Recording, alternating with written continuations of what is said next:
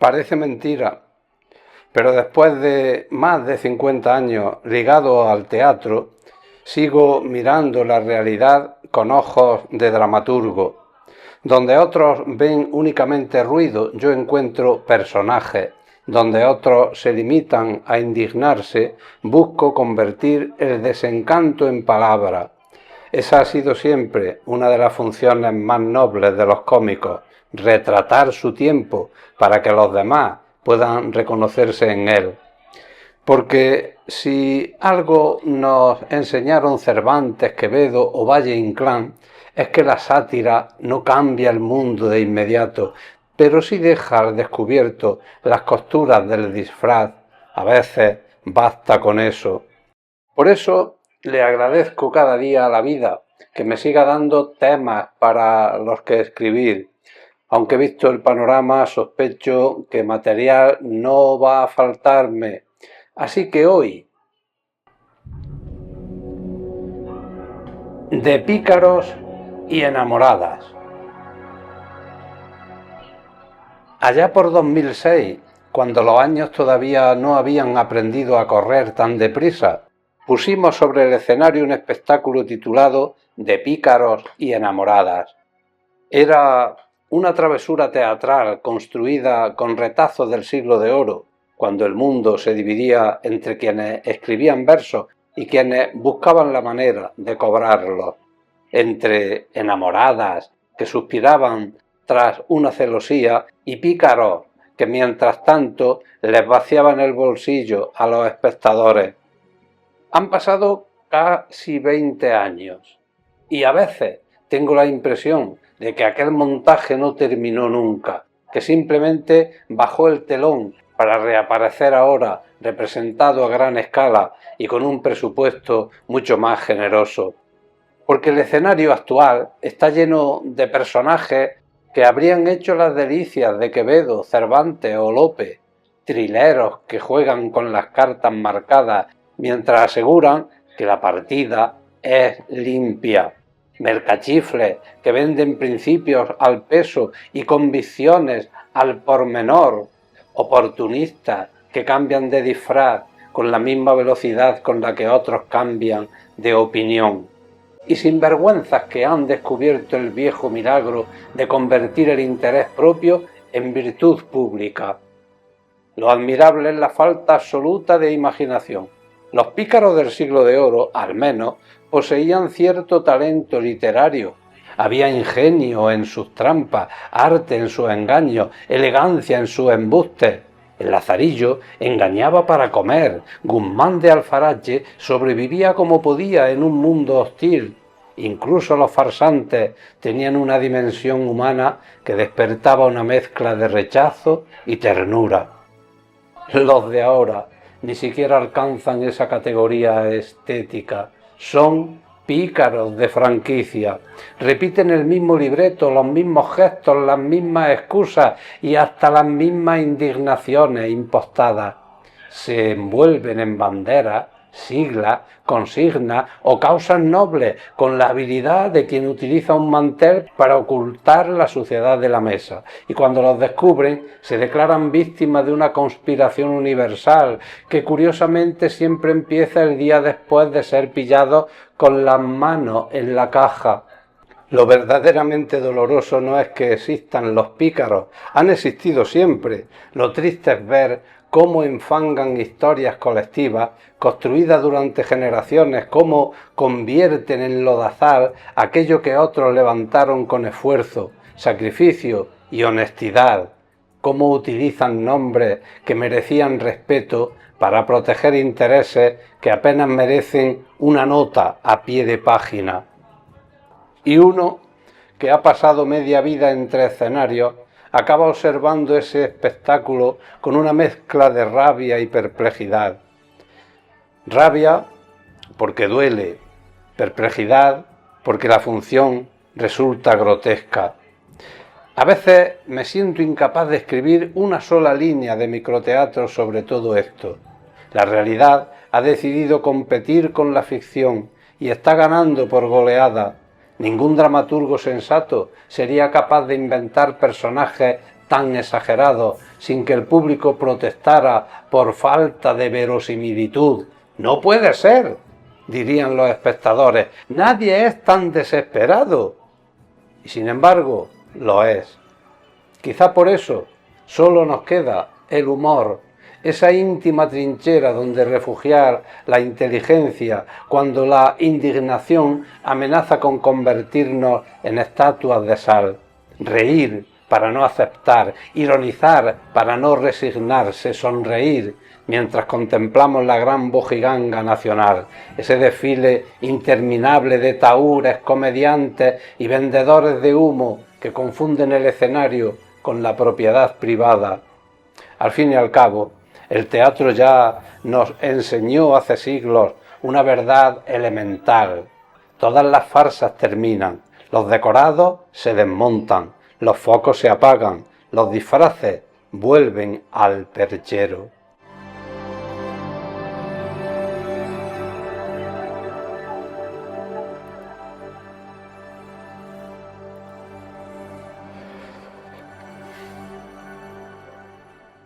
Y entonces, cuando cae el telón, ya no quedan discursos ni trampas, solo queda el público y la memoria, que suele ser mucho más severa que cualquier crítica.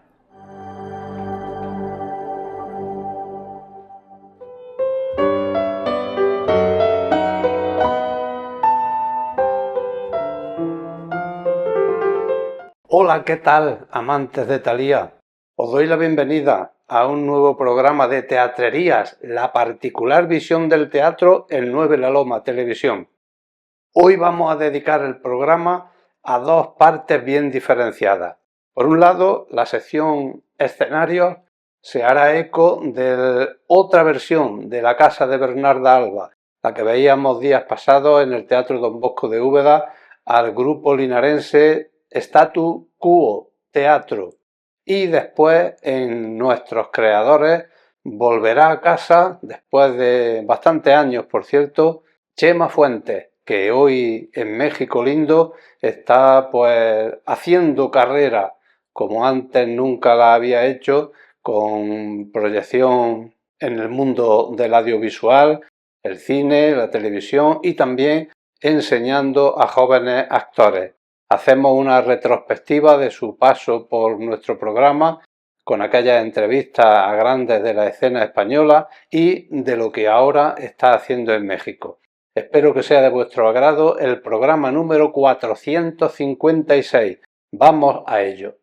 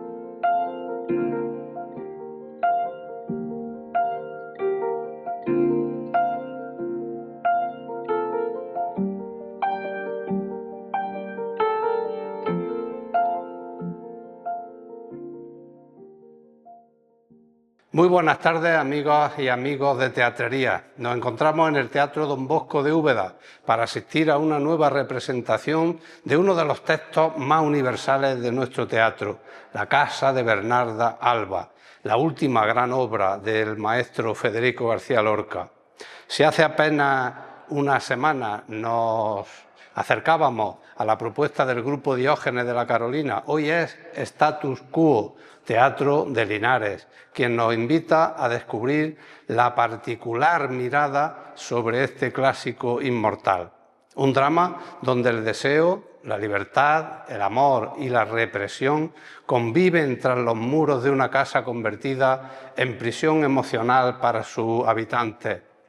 Para conocer mejor las claves de este montaje, conversamos con su director, Rafael Núñez. Bueno, pues en apenas 2 meses hemos podido ver 2 montajes diferentes de la casa de Bernarda Alba y estoy aquí con Rafa Núñez para hablar de uno de ellos que vamos a ver hoy aquí en el Teatro Don Bosco de Úbeda. Así que, Rafa, la primera pregunta yo creo que es de recibo. ¿Qué te impulsó a volver a ese texto tan conocido y tan universal de Lorca? ¿Qué crees tú que aporta vuestra lectura a esta obra?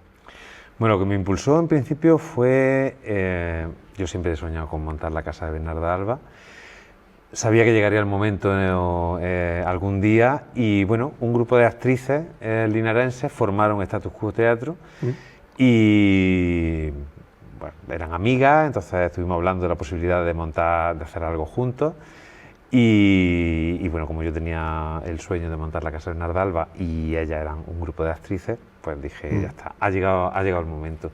¿Qué pasa? Que yo sí tenía un poco en la cabeza siempre la idea de mostrar la casa de manera que el público pudiera ver qué pasa en esos cuartos, qué pasa detrás de la acción principal, ¿no? Por así decirlo. Y eso es lo que después de muchos quebraderos de cabeza, pues planteé, ¿no? como concepto del montaje. Y eso creo que es lo que aporta de distinto, ¿no? Que la gente pueda ver que mientras en el salón se produce la escena de la costura, ¿no? Por ejemplo, ¿no? Se pueda ver qué está haciendo Adela, que no está en ese momento, o qué está haciendo Bernarda, que todavía no ha aparecido, sino que cruza la escena, como cuando Adela discute con la Poncia en un momento determinado, Martirio está escuchando, ¿no? Entonces, como la abuela, esta María Josefa, pues está encerrada, ¿no? en su cárcel, en su celda, ¿no? Y quería que todo eso se plasmara, por eso el montaje tiene esa peculiaridad que a través de unos muros transparentes podemos ver lo que pasa al otro lado de ellos, y además que las actrices están prácticamente en escena todo el tiempo, que ellas mismas producen todo el sonido, toda la música, los ruidos, y además manejan parte de la iluminación también, sobre todo en el tercer acto. Pues casi 90 años después de su escritura, ¿qué aspectos de este drama crees tú que siguen vivos en nuestra sociedad actual y cuáles has querido destacar especialmente en tu visión escénica? Bueno, yo creo que sigue vivo la opresión a la mujer, que sigue en nuestro país. Evidentemente hemos dado un salto de gigante, pero todavía queda un camino enorme por hacer, pero si mira pues, en la otra orilla simplemente del Mediterráneo, pues ahí están, ¿no? Y en el levante mediterráneo y en tantas otras partes del mundo. Fundamentalmente eso, esa opresión, pero también, evidentemente, el amor como tema universal, ¿no? Y yo he querido, sobre todo, destacar eso, ese mundo de mujeres y cómo también muchas veces las propias mujeres, para sobrevivir en un mundo de hombres, tienen que adoptar posturas masculinas, como es el caso de Bernarda, ¿no? Bueno, más allá de la figura autoritaria de Bernarda, que es siempre el centro de la acción, pues yo siempre he pensado, nunca me he atrevido a dirigir un montaje sobre Bernarda Alba, he hecho otras cosas de Federico, pero yo creo que aparte de esa represión, esa figura ahí, ordeno y mando, aquí estoy yo, la obra yo creo que está atravesada sencillamente por el deseo, ya que si nos paramos a ojear el libreto, todas las hijas de Bernarda pues luchan entre lo que sienten y entre lo que la madre les permite que sientan. ¿Cómo has hecho escénicamente, cómo has trabajado escénicamente esa tensión entre la pasión y la prohibición en este caso? Bueno, antes de nada quería decirte que el personaje de Bernarda nosotros hemos querido humanizarlo, de hecho, ¿no? Porque a mí me parece que Bernarda no era autoritaria, porque sí, a mí me parece que Bernarda era una mujer que sufría realmente por proteger a su hija y por proteger la decencia de su casa. Ese control excesivo sobre la hija venía de un sufrimiento y de quererla proteger a su manera, que era en realidad castrándola, ¿no? Básicamente, pero hemos querido mostrar el lado humano de Bernarda, incluso ese deseo que comenta, que me parece muy interesante, lo hemos trabajado también con la propia Bernarda, ¿no? Cuando la Poncia le cuenta lo de Paca la Roseta, que la llevaban cogida como si fuera una guitarra, que la subieron al monte varios hombres, no sé qué, ahí hay una picardía que a Bernarda le gusta escuchar y que Poncia sabe que Bernarda quiere escuchar, ¿no? Y Poncia además le administra esa picardía hasta el punto que ella quiere para también enfadarla, ¿no? Para decir, hasta aquí te voy a contar porque sé que quieres más, pero yo me da vergüenza referirla, ¿no? Decían otras cosas, me da vergüenza referirla, dice la Poncia. Y sí, luego el deseo está muy presente, la propia escenografía muestra cómo mientras Bernarda y la Poncia discuten, por ejemplo, Adela se cuela en el cuarto de Bernarda, se coloca su vestido verde, todo de puntillas, ¿no? Todo muy de puntillas, como esos enfrentamientos también entre Angustia y Bernarda, cuando Bernarda le quita el maquillaje de los polvos de la cara a Angustia, ¿no? Todo eso se le ha dado mucho relieve para ver eso. Y hemos utilizado mucho el tema de las ventanas imaginarias, ¿no? De la hija, incluso la propia Bernarda cuando nadie la ve, asomándose al portón, asomándose por la ventana del salón, cuando los segadores llegan, todas acuden a las distintas ventanas de la casa para verlos, ese deseo de lo que hay fuera, ¿no? El deseo amoroso, sexual, pero también simplemente el deseo de quién pudiera salir a segar a los campos, ¿no? que dice Adela. ¿Qué lectura haces tú, aparte de lo que ya me has comentado, pero sobre ese amor reverde, desesperado, incluso atormentado, que mueve a casi todos los personajes, pero sobre todo a tipologías como Adela, Martirio o incluso Angustia?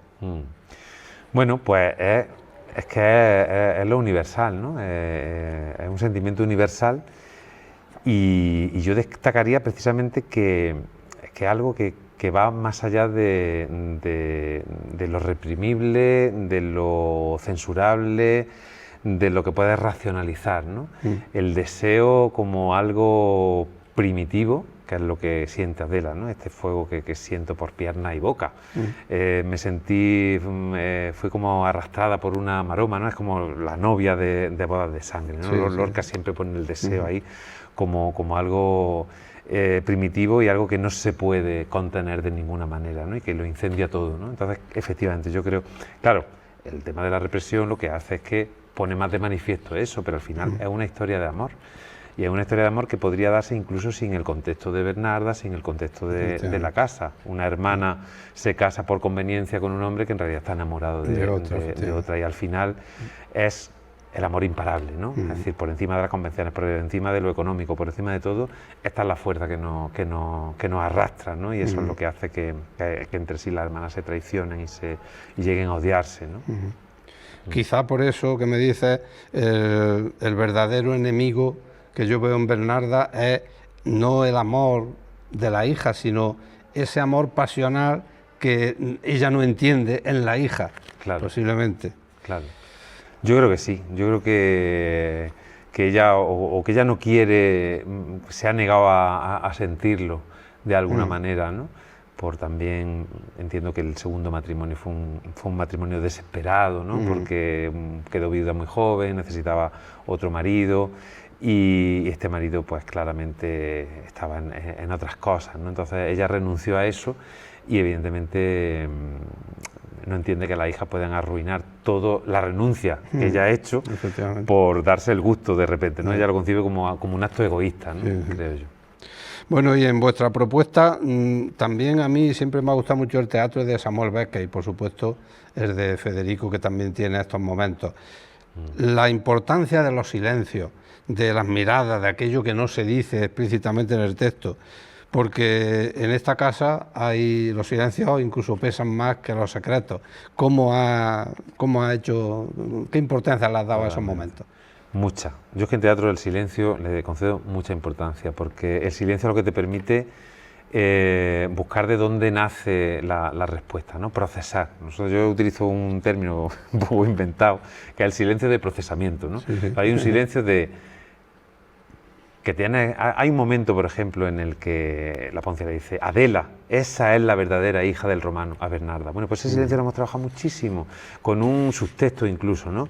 Porque claro, antes de contestar, que nada está a nuestro gusto, las cosas nunca son como nos parecen, Bernarda primero tiene que asimilar lo que le está diciendo Poncia, preguntarse qué hace y responder ante eso, ¿no? Entonces hemos trabajado mucho esos silencios, esas miradas, ese esperar, ¿no? A que las palabras broten cuando hay necesidad. Yo tuve una profesora en Córdoba, en la Escuela de Arte Dramático, que era Concha Tábora, que era la hija de Salvador Tábora, y precisamente que nos enseñó muchísimo, que tú sabes cómo actuaba la compañía suya, La Cuadra, que era decir, bueno, vamos a hablar cuando tengamos que hablar, porque hablar es una acción.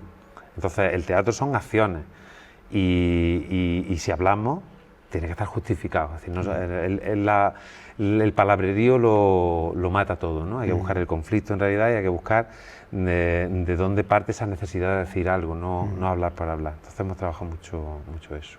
Rafael, juguemos un poco, porque como nos lo arrebataron tan pronto a este hombre, pues juguemos un poco a la ciencia ficción. Si Federico pudiera sentarse hoy aquí entre el público de Úbeda, ¿qué crees que reconocería de su obra y qué le sorprendería de vuestra lectura? No lo sé, me daría mucho miedo, mucho respeto que estuviera delante, y yo espero que reconociera en la obra el mensaje que él quiso trasladar, ¿no? Que yo creo que va más por eso, ¿no? Por lo salvaje, lo primario y lo libre del amor, ¿no? Y la necesidad también de que las mujeres puedan vivir una vida en libertad y con el respeto del resto de la población, que somos los hombres, y de que se puedan respetar a ellas mismas.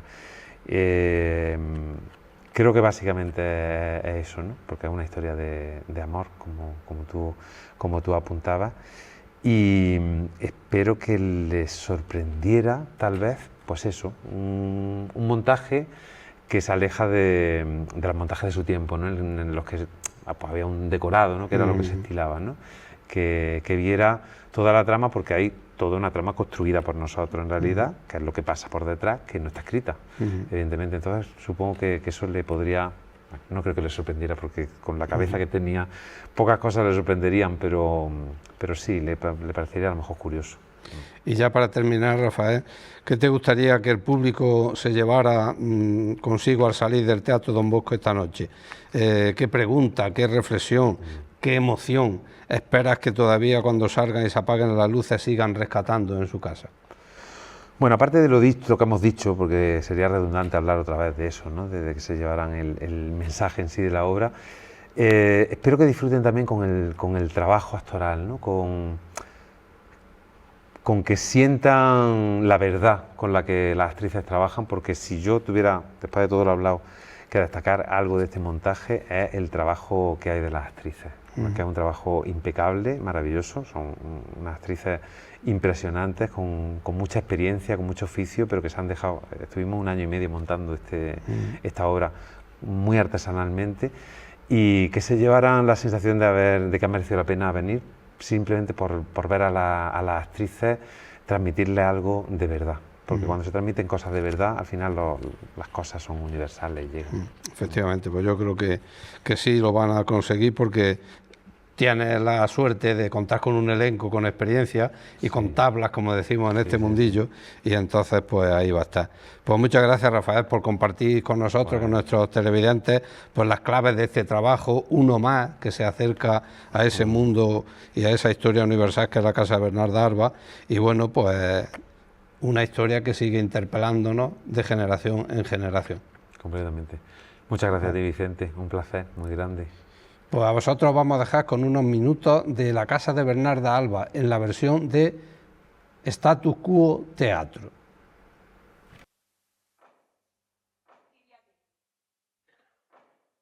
El pasado sábado asistí a mi 23ª versión de La Casa de Bernarda Alba Y lejos de encontrarme con una reliquia teatral repetida hasta el agotamiento, he descubierto una mirada joven, valiente y profundamente honesta en la propuesta de Rafael Núñez para Status Quo Teatro de Linares.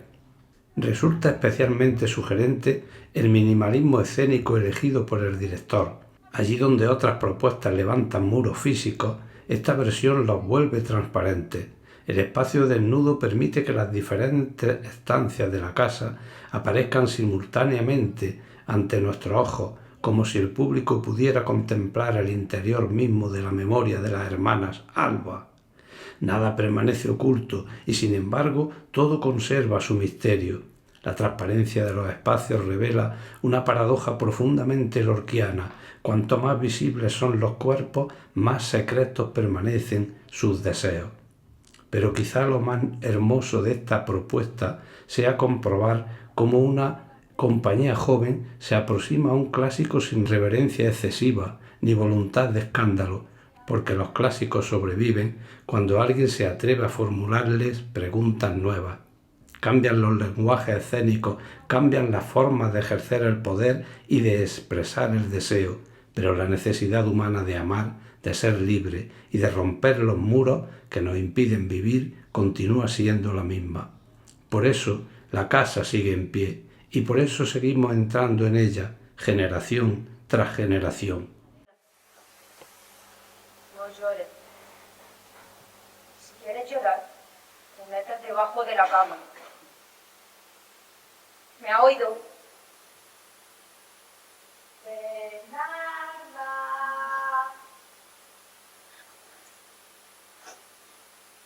¿Que Pedro Román estaba con hombres de duelo? Sí, allí estaba. Estaba su madre. Ella ha visto a su madre. A Pepe no lo hemos visto ni ella ni yo. Me pareció. Las mujeres en la iglesia no deben mirar más hombre que al oficial. Ni a ese porque lleva falda. A ver la cabeza. A buscar el calor de la pana. Alabado sea Dios. Sea por siempre que bendiga el alabado. Descansa en paz con la santa compañía de cabecero. Descansa en paz con el ángel San Miguel y su espada justiciera. Descansa en paz con la llave que todo lo abre y la mano que todo lo cierra. Descansa en paz con los bienaventurados y las lucecitas del campo. Descansa en paz con nuestra caridad y las almas de tierra y mar. Descansa en paz. Concede reposo a tu siervo Antonio María de Navides y dale la corona de tu santa gloria. Amén. Amén. Amén. Requiescat aeterna dona eis, Domine, et lux perpetua lucia eis.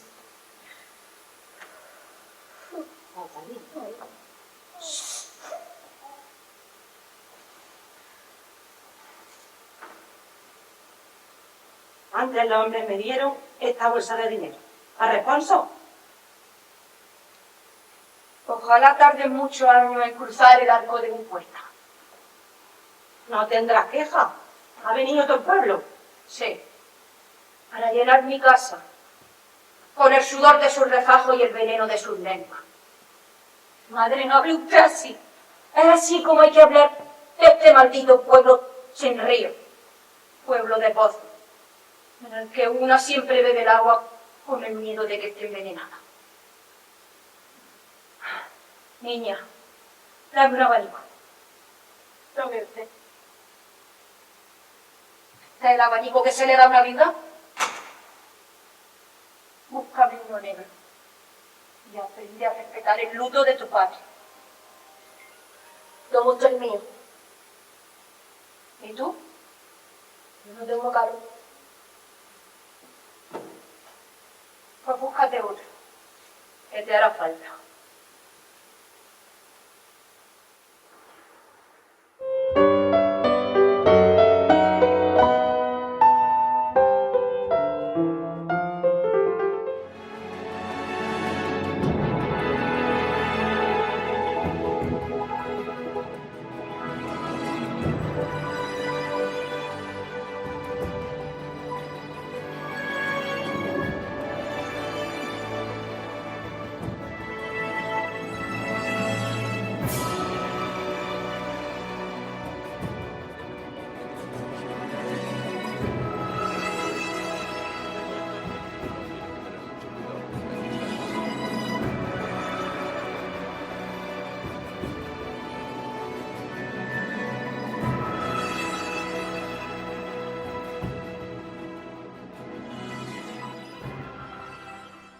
Hay actores que no abandonan nunca el lugar del que partieron, aunque cambien de continente, aunque la vida los lleve a otros escenarios, a otros acentos, otras luces.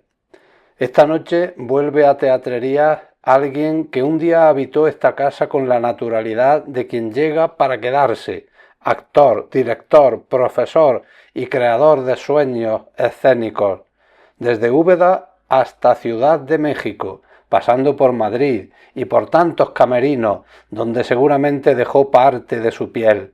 Hoy nos acompaña Chema Fuentes.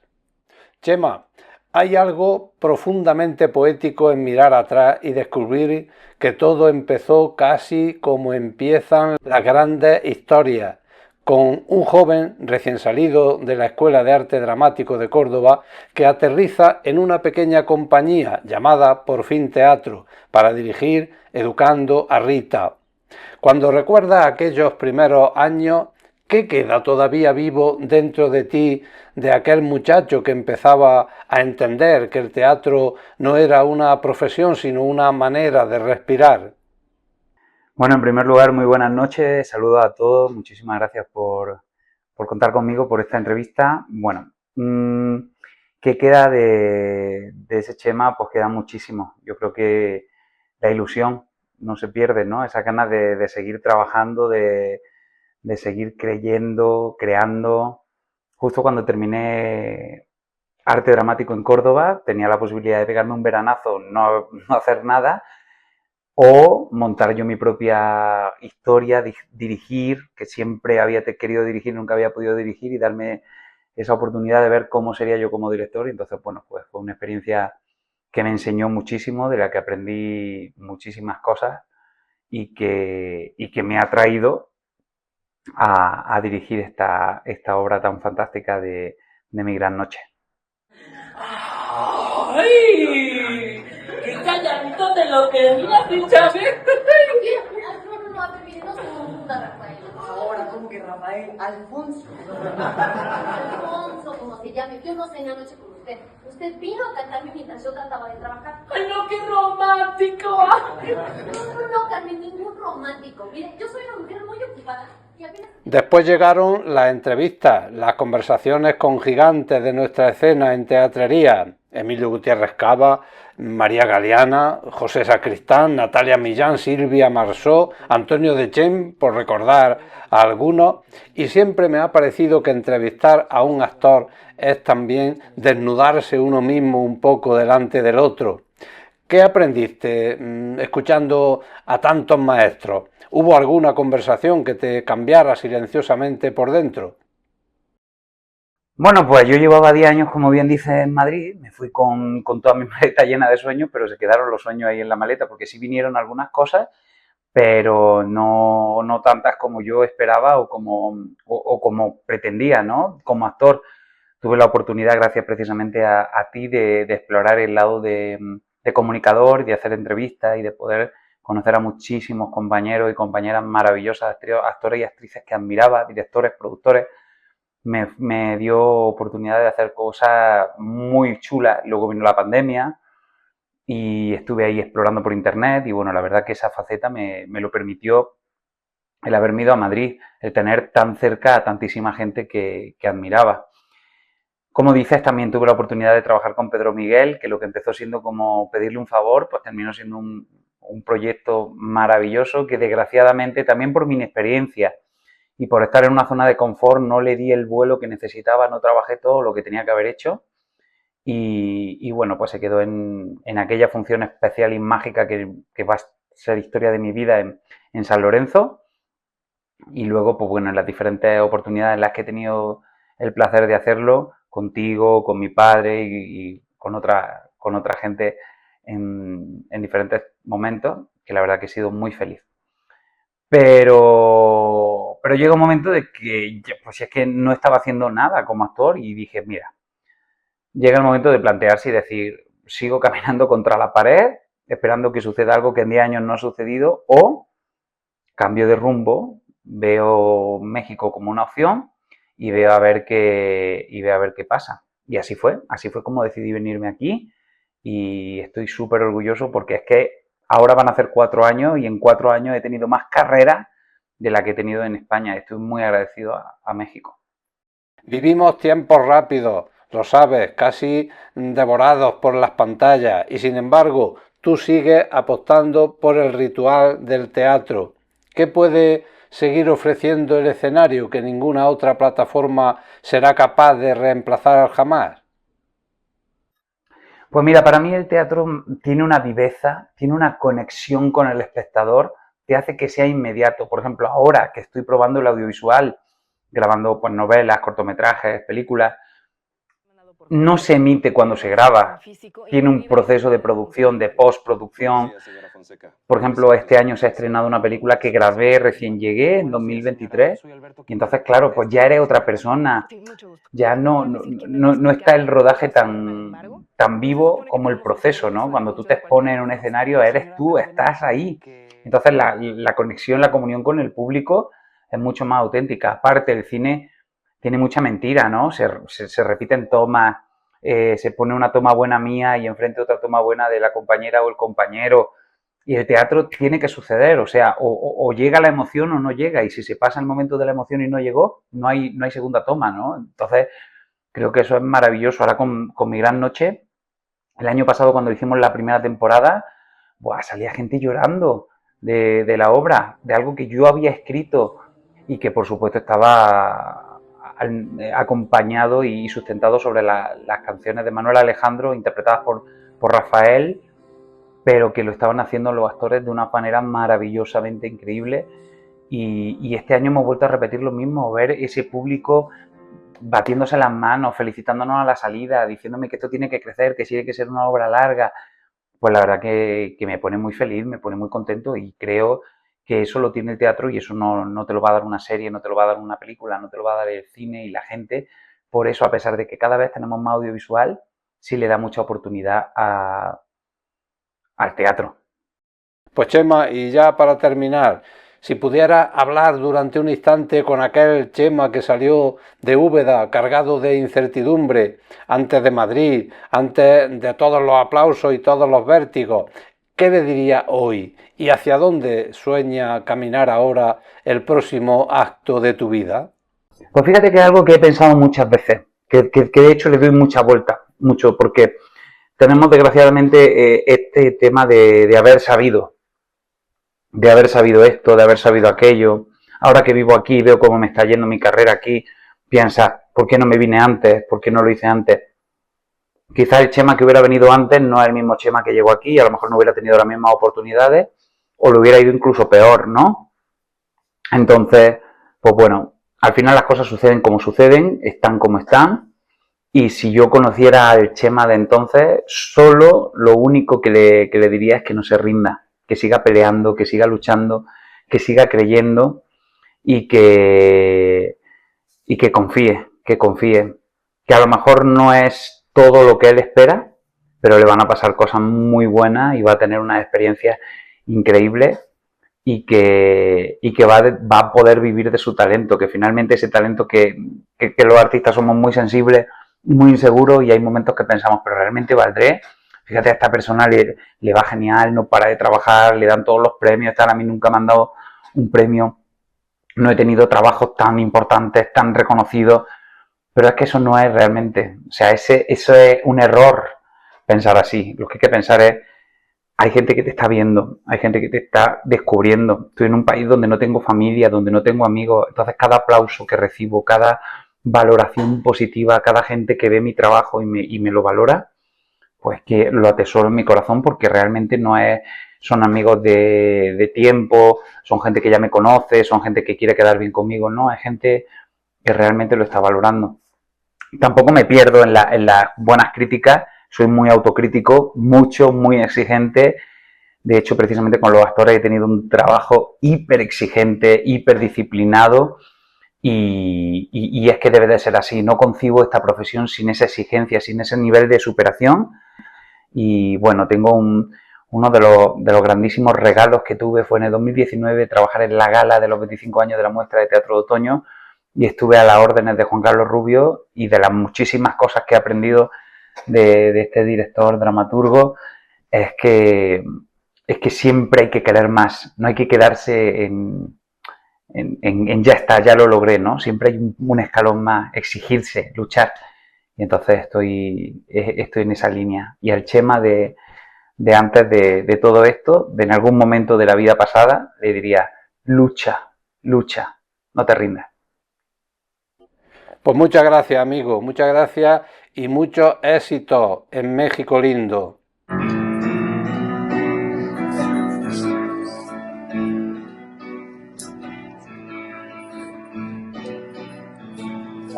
Hoy para mí es un día especial, pues saldré por la noche. Podré vivir lo que el mundo nos da cuando el sol ya se esconde. Podré cantar una dulce canción a la luz de la luna y acariciar y besar de amor como no lo hice nunca. ¿Qué pasará? ¿Qué misterio habrá? Puede ser noche y al despertar ya mi vida sabrá algo que no conoce. Será, esta noche ideal que la nunca se olvida. Podré reír y soñar y bailar, disfrutando la vida. Olvidaré la tristeza y el mal y las penas del mundo.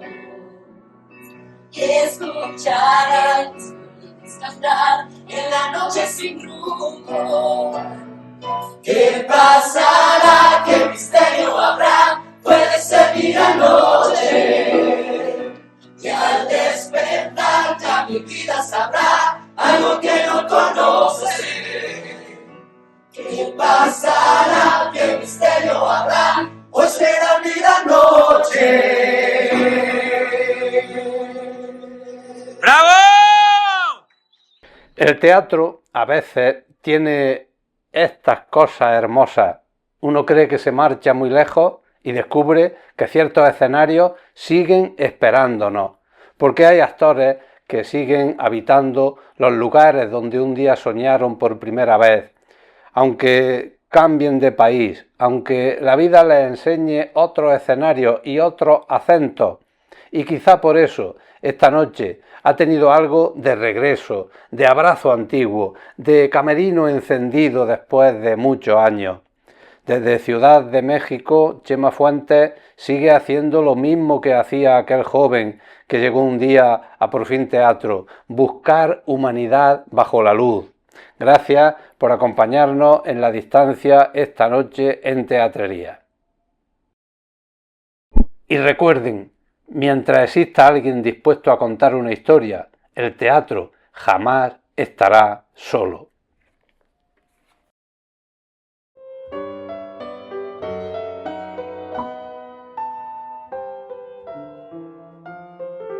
Pues ya está, amigas y amigos que nos seguís cada semana en vuestra televisión más cercana, 9 La Loma. Espero que esta gotita de ternura para el alma y tibieza para el corazón os hayan envenenado un poquito, mejorando la vida. Gracias por atendernos y sobre todo os recuerdo, como siempre, que seáis felices, que eso, aunque se empeñen los poderosos de la tierra, sigue siendo gratis. Hasta la próxima, pues, un beso enorme para todas y todos.